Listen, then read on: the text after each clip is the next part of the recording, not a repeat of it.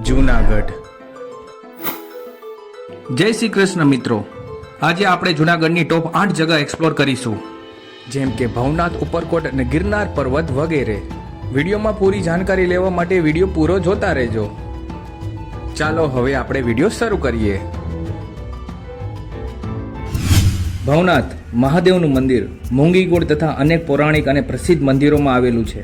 સમ્રાટ અશોક દ્વારા અહીં બંધાવેલું સુદર્શન તળાવ ઐતિહાસિક સ્થળ ગણાય છે. ગિરનાર પર્વત ચડવા માટે પગથિયા અહીંથી શરૂ થાય છે, જે યાત્રિકોને રહેવા જમવા માટેની સુવિધા પૂરી પાડે છે. ભવનાથમાં મહાશિવરાત્રિ મેળો તથા ગિરનારની લીલી પરિક્રમા યોજાય છે. આ અહીંયાના બે મોટા ઉત્સવ છે. ભવનાથ મંદિરની પાછળ ગિરનાર રોપવે આવેલું છે. તે આપણા એશિયાનું સૌથી મોટું રોપવે છે. કોઈ મને એમ પૂછે ને કે તારે સ્વર્ગમાં જવું છે, પણ મેં જીવતા જીત સ્વર્ગ જોઈ લીધું છે. જ્યારે તમે રોપવેમાં બેસીને ગિરનાર પર્વતની ઉપર તમે જશો ને, તો તમને એમ લાગશે તમે સ્વર્ગની સીડી ચડી રહ્યા છો. ઉપરના નજારા જોઈને તમે એકદમ મંત્રમુગ્ધ થઈ જશો.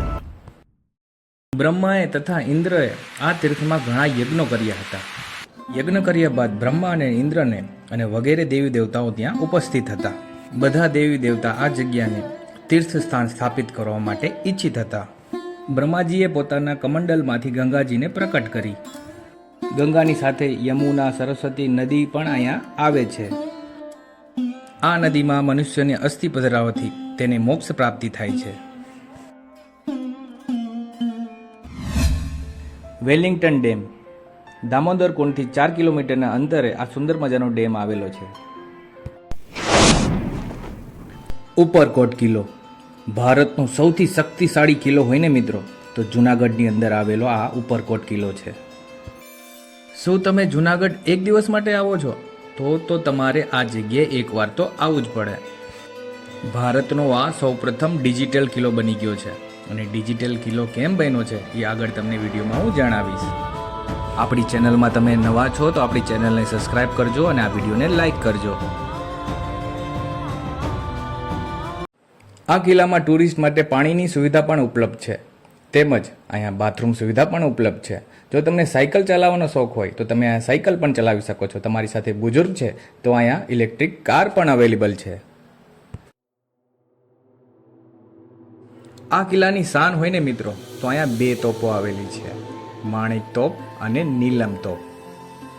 આ બંને તોપો પંચ ધાતુથી બનેલી છે અને આ ઈરાકથી આવેલી છે. ગમે તેવો ધગધગતો તડકો હોય આની પર તમે હાથ લગાવશો ને તો બી તમને ગરમ નહીં લાગે.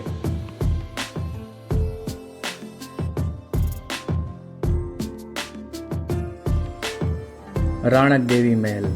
આ મહેલની અંદર તમે વાસ્તુકલાનું શ્રેષ્ઠ ઉદાહરણ તમે અંદર જોઈ શકો છો. ઉપરકોટ કિલ્લો 2023ની અંદર ગુજરાત ટુરિસ્ટ દ્વારા ફરીથી આને રિનોવેશન કરવામાં આવ્યું છે.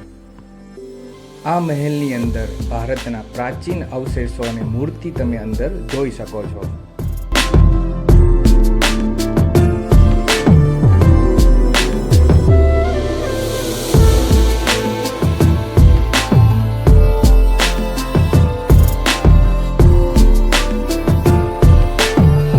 મારી પાછળ તમે જોઈ રહ્યા છો આ નવગણ કૂવો છે, અને ગુજરાતની આપણી એક કહેવત છે, અડીકડી વાવ અને નવગણ કૂવો, અને જે ના જોવે તે જીવતો મૂવો. એ આપણી કહેવત છે. અને અત્યારે જે નવગણ કૂવાની પાસે હું ઊભો છું, તમે જોઈ રહ્યા છો.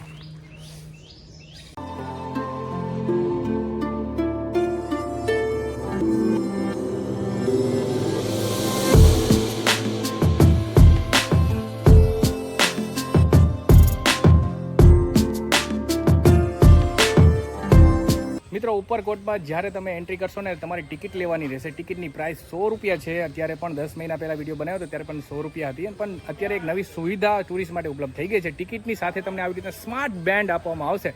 આ બેન્ડની ખાસિયત શું છે આગળ વિડીયોમાં તમને બતાવું છું. આ સુપર બેન્ડમાં તમે રિચાર્જ પણ કરાવી શકો છો, અને અંદર આવી રીતના ફૂડ કોર્ટ અવેલેબલ થઈ ગયા છે. 10 મહિના પહેલાં હતા નહીં, તો આમાં તમારે રિચાર્જ કરવાનું રહેશે.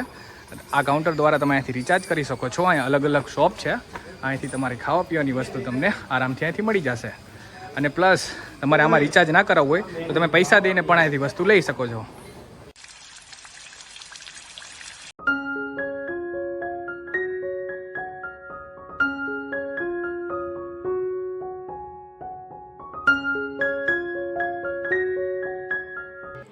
મારી લાઈફમાં મેં ક્યારેય તાજમહેલ નથી જોયો, પણ મેં જુનાગઢ અંદર મહબત મકબરા જરૂર જોયો છે.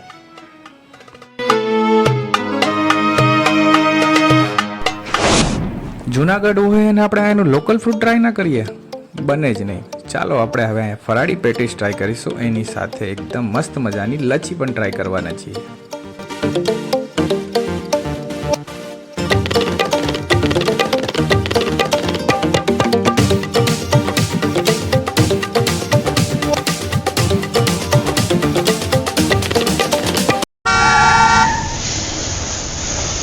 આખા એશિયામાં જે સિંહનું ઘર હોય ને મિત્રો, તો એ આપણા ગીરની અંદર.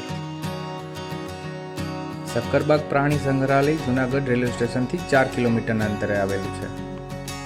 આ ઝૂમાં તમે અનેક પ્રકારના પ્રાણીઓ તમે જોઈ શકો છો.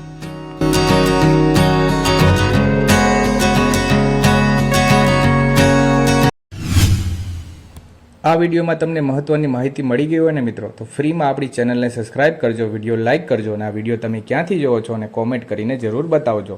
ચાલો આપણે મળીશું એક નવા વિડીયોમાં. ત્યાં સુધી બધાને જય હિન્દ, વંદે માતરમ.